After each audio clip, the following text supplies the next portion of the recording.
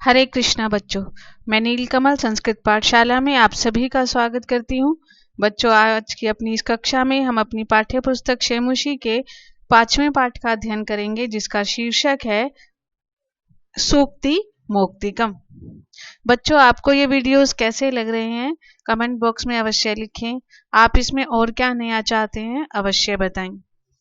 यदि आपको वीडियोस अच्छे लग रहे हैं तो दूसरे बच्चों के साथ भी शेयर करें ताकि वो भी इसका लाभ उठा सके। तो चलिए शुरू करते हैं हम अपना पाठ सूक्ति मोक्तिकम।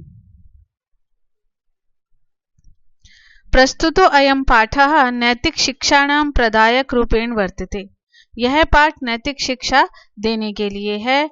अस्मिन् पाठांशे विविध ग्रंथेभ्यः संग्रहणं कृत्वा नाना नैतिक शिक्षा बोधक पद्यानि गृहीतानि सन्ति। अत्र सदाचारणस्य महिमा, प्रियवाण्याम् आवश्यकता, परोपकारिणां स्वभावः, गुणार्जनस्य प्रेरणा, मित्रतायाः स्वरूपं, श्रेष्ठसंगते प्रशंसा तथा च सत्संगते प्रभावः इत्यादीनां विषयाणां निरूपणम् अस्ति। इस पाठ में विविध ग्रंथों से अनेक नैतिक शिक्षा बोधक पद्यानि अर्थात नीति शिक्षा से संबंधित श्लोकों का संग्रह किया गया है, जिनमें सदाचार की महिमा, वाणी की आवश्यकता, परोपकारियों का स्वभाव, गुणार्जन की प्रेरणा, मित्रता का स्वरूप, संगति की प्रशंसा और संगति के प्रभाव इत्यादि विषयों का निरूपण किया गया है। संस्कृत साहित्ये नीति ग्रंथानां समृद्धा परंपरा दृश्यते। तत्र प्रतिपादित शिक्षाणाम् अनुगमनं कृत्वा जीवन साफल्यं कर्तुं शक्नुमः। संस्कृत साहित्य में नीति ग्रंथों की एक समृद्ध परंपरा दिखाई देती है। इसमें प्रतिपादित शिक्षाओं का अनुगमन करके हम अपने जीवन को सफल कर सकते हैं। बच्चों, हमारा पहला श्लोक है वृत्तम यत्नेन संरक्षेत वित्तमेति च याति च अक्षीणो वित्ततः क्षीणो वृत्ततः तु हतो हतः। अन्वय देखेंगे। वृत्तम यत्नेन संरक्षेत वित्तम एति च याति च वित्ततः क्षीणः अक्षीणः भवति वृत्ततः क्षीणः तु हतः हतः। वो कहते हैं कि वृत्तम यत्नेन, वृत्तम आचरण की, व्यवहार की, यत्नेन यत्न पूर्वक, संरक्षित रक्षा करनी चाहिए। आचरण की यत्न पूर्वक रक्षा करनी चाहिए, क्योंकि वित्तम एति, वित्तम धन आता है, याति चा और चला जाता है। धन आता है और जाता है। वित्ततः क्षीणः अक्षीणः भवति। वित्ततः क्षीणः, धन से हीन व्यक्ति, यदि धन का नाश हो जाता है तो व्यक्ति का नाश अक्षीणः नहीं होता, यानी कि नाश ना होना, अक्षीणः नाश ना होना। तो उन्होंने कहा कि यदि धन का नाश हो जाता है तो व्यक्ति का नाश नहीं होता। तो वित्ततः क्षीणः, धन से हीन व्यक्ति अक्षीणः नष्ट नहीं होता।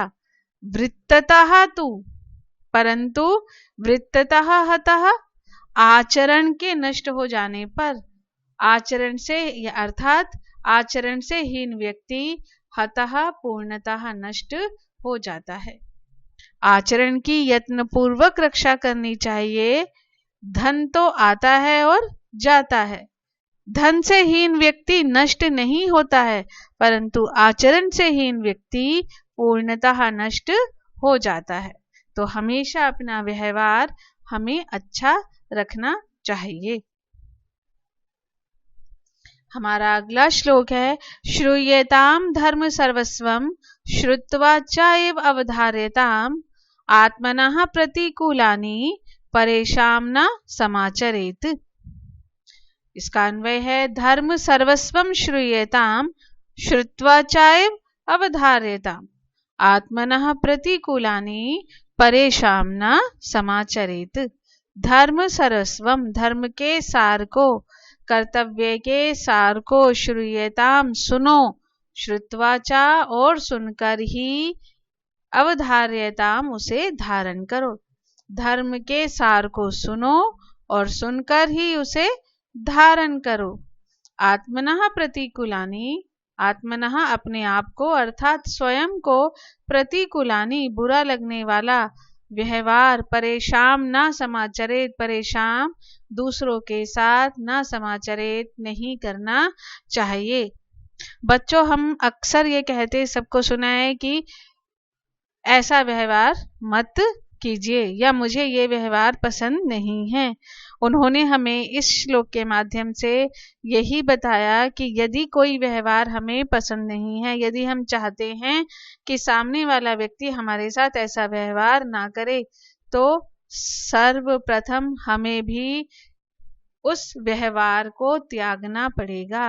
अर्थात जो व्यवहार हम चाहते हैं सामने वाला हमारे साथ करे, वैसा ही व्यवहार हमें भी उसके साथ करना पड़ेगा। तभी पढ़ेगा नहीं, एक तरीके से हमें वैसा ही व्यवहार दूसरों के साथ करना चाहिए।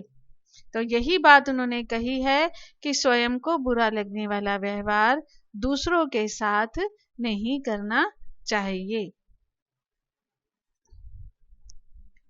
अगला श्लोक है प्रिय वाक्य प्रदानेन सर्वे तुष्यन्ति जन्तवः तस्मात् तदेव वक्तव्यम वचने का दरिद्रता। अन्वय है सर्वे जन्तवः प्रिय वाक्य प्रदानेन तुष्यन्ति तस्मात् तत् एव वक्तव्यम वचने दरिद्रता का। सर्वे जन्तवः सभी प्राणियों को, सभी लोगों को, प्रिय वाक्य प्रदानेन अच्छा बोलने वाले से खुश होते हैं या अच्छा बोलने से प्रसन्न होते हैं। सभी प्राणी प्रिय बोलने वाले से तुष्यन्ति प्रसन्न होते हैं। तस्मात् इसलिए तत् एव वक्तव्यम वैसा ही बोलना चाहिए, अर्थात प्रिय ही बोलना चाहिए। वचने बोलने में का दरिद्रता कैसी निर्धनता। अच्छा बोलने में निर्धनता या धनवान यानी कि अमीरी और गरीबी इसका कोई फर्क नहीं पड़ता, क्योंकि अच्छा बोलने के लिए पैसे की आवश्यकता या रुपयों की आवश्यकता हमें नहीं होती। तो इसीलिए वो हमें इसमें बता रहे हैं कि सभी लोग जो अच्छा बोलते हैं सभी उनके मित्र बन जाते हैं, सभी उन्हें पसंद करते हैं, सभी उनसे खुश होते हैं।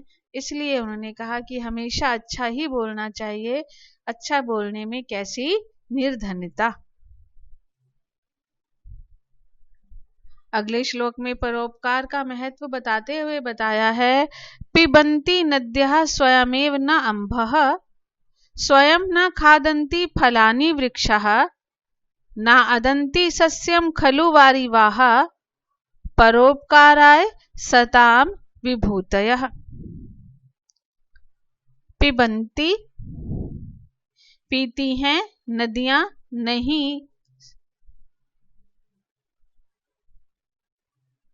पिबन्ति पीती हैं नदियां स्वयमेव अपना ही, ना नहीं, अम्भः जल या पानी।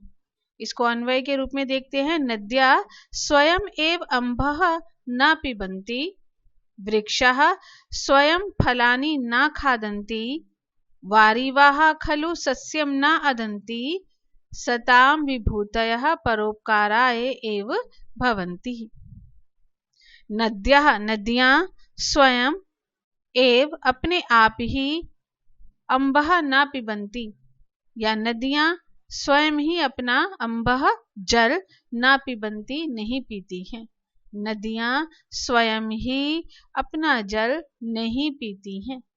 वृक्षा स्वयं फलानि न खादन्ति पेड़ स्वयं अपने फल न खादन्ति नहीं खाते हैं।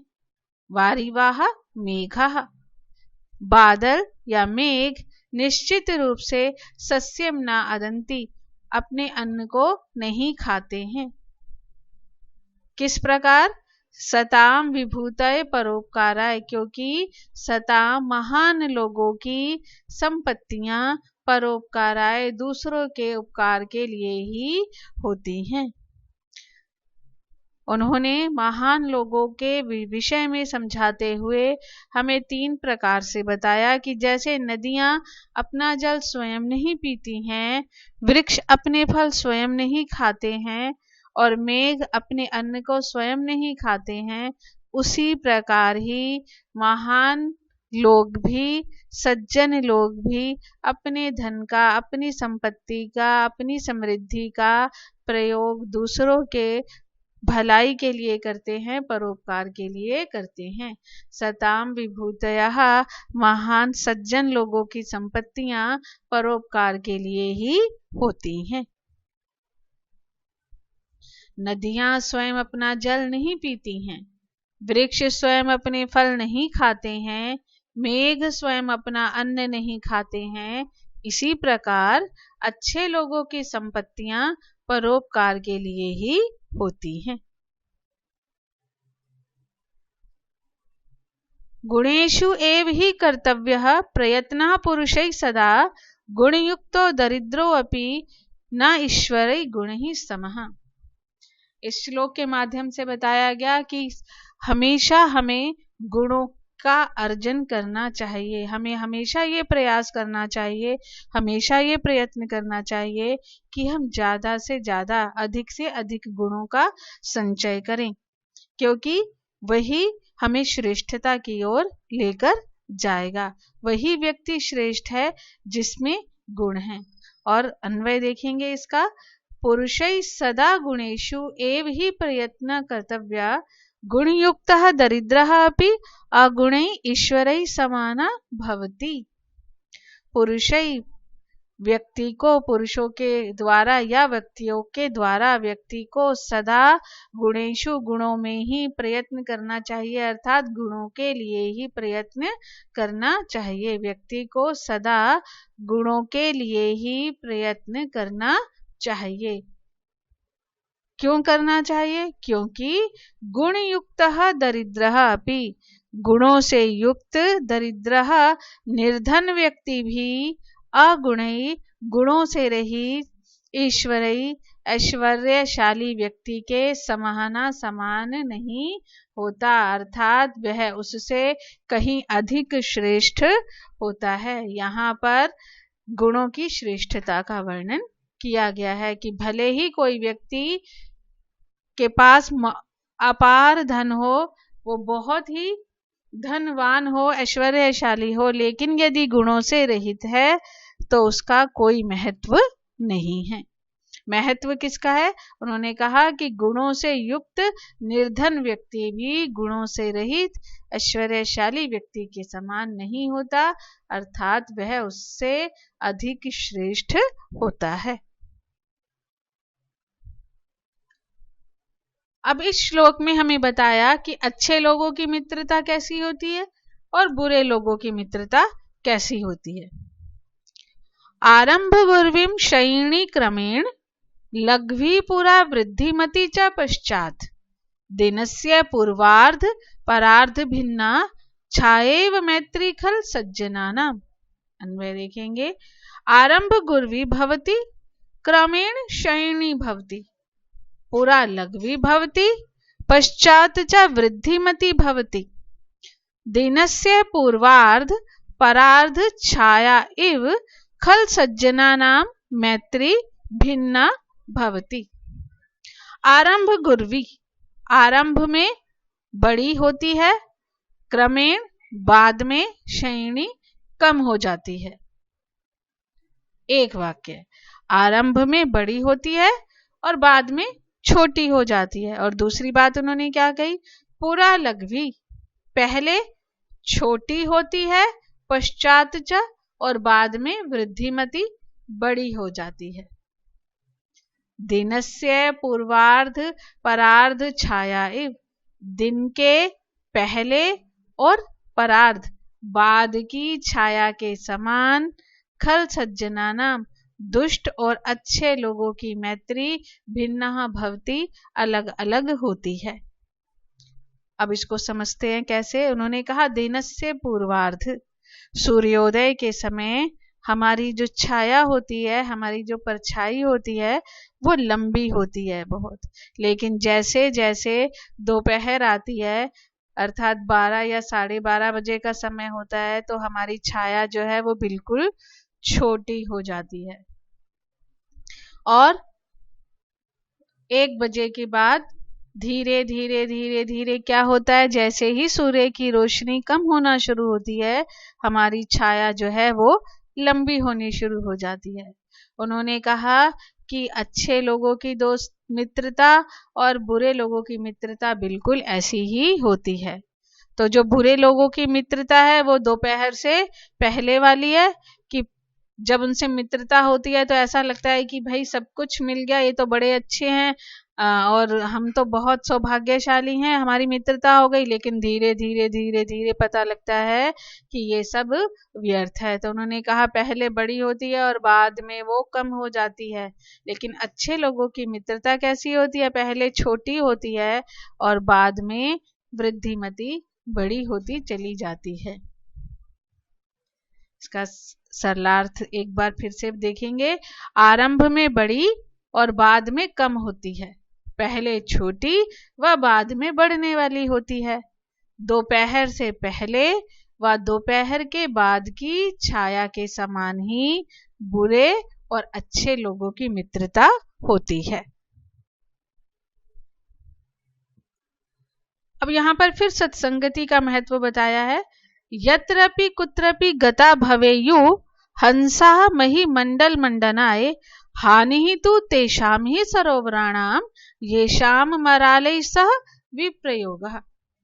अन्वय देखेंगे। हंसः यत्र अपि कुत्रापि मही मंडल मंडनाय गतः भवेयु हानि तु तेषां सरोवराणाम ही भवति येषां सरोवराणाम मरालय सह विप्रयोगः भवति। हंसः हंस यत्रपि कुत्रपि जहां कहीं भी मही मंडल मंडनाए भूमि मही का अर्थ होता है धरती, भूमि मंडल को धरती को मंडनाए सुशोभित करने के लिए गता भवेयु चले जाते हैं। हंस जहां कहीं भी पृथ्वी की शोभा को बढ़ाने के लिए चले जाते हैं। हानि तो तेषाम सरोवराणाम भवति उन सरोवरों की होती है, ये शाम जिन सरोवरों का मरालय हंसई हंसों के साथ विप्रयोग वियोग होता है। हंसों के माध्यम से बताया कि सज्जन व्यक्ति जहां कहीं भी चले जाते हैं और उस स्थान की शोभा को बढ़ाते हैं, लेकिन हानि कहाँ पर होती है, जिस स्थान को वो छोड़कर चले जाते हैं वहां के लोगों की हानि होती है, क्योंकि वह उनके गुणों से, उनके उपदेशों से, उनकी अच्छी बातों से, उनकी विचारों से, उनके अच्छे भावों से वो वंचित हो जाते हैं। तो हंसों के माध्यम से एक बार फिर से हमें संगति का, अच्छे लोगों का महत्व बताया गया। हंस जहां कहीं भी पृथ्वी को सुशोभित करने के लिए चले जाते हैं। हानि तो उन सरोवरों की होती है जिनका हंसों के साथ वियोग होता है। हमारा अगला और अंतिम श्लोक है। गुणा गुणज्ञेषु गुणा भवन्ति ते निर्गुणं प्राप्य भवन्ति दोषः आस्वाद्य तोयः प्रवहन्ति नद्यः समुद्रम आसाद्य भवन्ति अपेयः। अन्वय देखेंगे। गुणज्ञेषु गुणः गुणा भवन्ति ते निर्गुणं प्राप्य दोषः भवन्ति आस्वाद्य तोया नद्यः प्रवहन्ति ताएव नद्यः समुद्रम आसाद्य अपेयः भवन्ति। गुणज्ञेषु गुणवान व्यक्तियों में गुणः भवन्ति गुण ही रहते हैं। गुणवान व्यक्तियों में गुण ही रहते हैं, परंतु वे गुण निर्गुणम प्राप्य गुणहीन व्यक्ति को प्राप्त करके दोषः भवन्ति दोष हो जाते हैं। गुणवान व्यक्तियों में गुण ही होते हैं, परंतु वही गुण गुणहीन व्यक्ति को प्राप्त करके दोष बन जाते हैं। उन्होंने इस बात को एक उदाहरण के द्वारा समझाया कि जैसे आस्वाद्य तोयः नद्यः प्रवहन्ति, नद्यः स्वादिष्ट जल उत्पन्न करती हैं या स्वादिष्ट जल से युक्त नदियां बहती हैं, परंतु ताएव नद्यः वह नदियां ही समुद्रम आसाद्य, समुद्र को प्राप्त करके समुद्र में पहुंचकर अपेयः भवन्ति, ना पीने योग्य हो जाती हैं, अर्थात वह जल पीने योग्य नहीं रहता। वह जल जो स्वादिष्ट था, जो हमारे लिए लाभकारी था, जो हमारी पिपासा को शांत कर रहा था, जिसका प्रयोग हम अपने जीवन में कर रहे थे, जलम ही जीवनम कहते हैं ना, जलम एव जीवनम, जल ही जीवन है। तो वो नदियों का जल जो हमारा जीवन था, लेकिन जैसे ही वो नदियां समुद्र में पहुंची, वो जल पीने योग्य नहीं रहा। तो उन्होंने इस उदाहरण के द्वारा बताया कि इसी प्रकार गुणवान व्यक्तियों में गुण ही रहते हैं, लेकिन जैसे ही वो गुण निर्गुण को प्राप्त होते हैं, दोष बन जाते हैं। गुणवान लोगों में गुण ही रहते हैं, वे सब गुणहीन को प्राप्त करके दोष बन जाते हैं। स्वादयुक्त जल वाली नदियां बहती हैं, परंतु वे सब नदियां समुद्र को प्राप्त करके अपेय हो जाती हैं, अर्थात पीने योग्य नहीं रहती। नदियों में स्वादिष्ट पानी होता है, लेकिन नदियों के समुद्र में मिल जाने पर वही पानी पीने योग्य नहीं रहता। तो बच्चों, ये था हमारे पाठ का सरलार्थ। सभी बच्चे इसे ध्यान से देखिएगा, समझिएगा। और यदि आपको लगता है कि कुछ और भी इसमें ऐड होना चाहिए, कुछ और इसमें सम्मिलित किया जाना चाहिए, इसमें और सुधार की आवश्यकता है, तो कमेंट बॉक्स में अवश्य लिखें। यदि आपको ये वीडियो अच्छा लगा तो दूसरे बच्चों के साथ अवश्य शेयर करें, चैनल को लाइक व सब्सक्राइब करें। अब हम मिलेंगे अपनी अगली कक्षा में इस पाठ का अभ्यास कार्य लेकर। तब तक के लिए हरे कृष्णा।